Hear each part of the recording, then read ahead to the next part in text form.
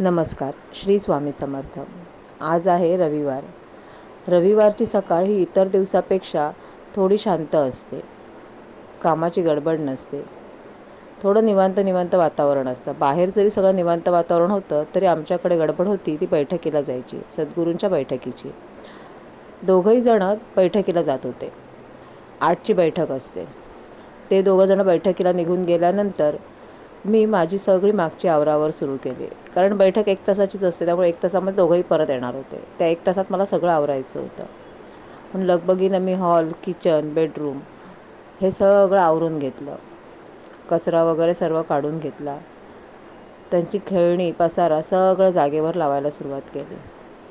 पसारा इतका असतो की आवरता वेळ कसा जातो ना तेच कळत नाही. ते सगळं आवरून झाल्यानंतर मी आमच्याकडे असणाऱ्या बर्ड्सना खायला घातलं. मला बघता सगळे बर्ड्स कसे दरवाजावर आले. त्यांना खायला घातल्यावर पुन्हा सगळं शिस्तीत जाऊन आपापल्या जागेवर बसून खायला सुरुवात केली. त्यांचं खाऊन सगळं झाल्यानंतर आतलं आवरल्यामुळे आता मी बाहेरचं आवरायला गेले. कारण बाहेरच मुलं खेळत असतात, त्यामुळे बाहेरचा कचरा वगैरे काढणं नेहमीच गरजेचं असतं, कारण धूळ प्रचंड असते. मी बाहेरचं सगळं आवरेपर्यंत 9 वाजायला आले होते. दोघंही जणं बैठकीवरनं यायची वेळ झाली होती, त्यामुळे मी भराभर सगळा कचरा वगैरे काढून घेतला. कारण आल्यानंतर पुन्हा दोघांचा मस्ती आणि धिंगाणा सुरू होणार होता. बाजूला नवीन बिल्डिंगचं कन्स्ट्रक्शन चालू असल्यामुळे बाहेर खूप धूळ येते आणि पुन्हा ती धूळ पायाने घरामध्ये येते. त्यामुळे सगळं आवरायला लागतं. आणि दोघंही जणं परत आले होते.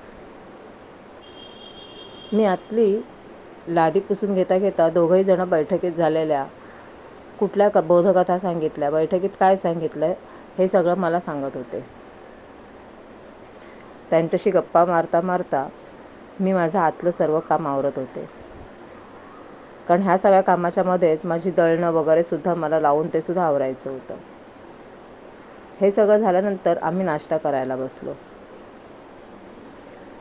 दोघांचाही नाश्ता, माझा नाश्ता होईपर्यंत 10 वाजून गेले होते. त्यानंतर माझी आलेली दळणं वगैरे सर्व लावून दोघंही जणं अभ्यासाला बसले. मी त्यांच्याबरोबर थोडासा त्यांचा अभ्यास घेतला आणि त्यानंतर मी आणि देवेशने मार्केटमध्ये निघून गेलो. कारण संडे म्हटल्यानंतर नॉनव्हेज डे. मी मच्छी आणली, मच्छी फ्राय केली आणि कैरीची कढी बनवली. त्या आवरल्यानंतर सगळं किचन वगैरे आवरून घेतलं. तोपर्यंत 1 वाजायला आला होता. तेवढ्यातच दळणासाठी 1 जण आले.